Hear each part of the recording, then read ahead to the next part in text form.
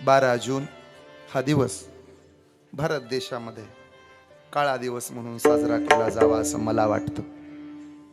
याचं कारण होतं, दुपार झाली होती.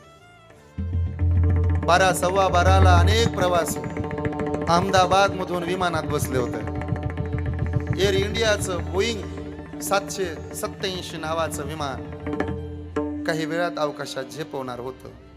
काही माणसं सेल्फ्या काढत होती, काही माणसं फोटो काढत होती, काहींनी आपापल्या घरी व्हिडिओ कॉल केले होते, येतोय बरं येतोय बरं. काहींना आईला भेटायचं होतं, काहींना वडिलांना भेटायचं होतं, काहींची लेकरं येणाऱ्या विमानाकडं किलकिल्या डोळ्याने पाहणार होते. विमानानं उड्डाण घेतल्यापासून 15 सेकंदात विमान कोसळलं.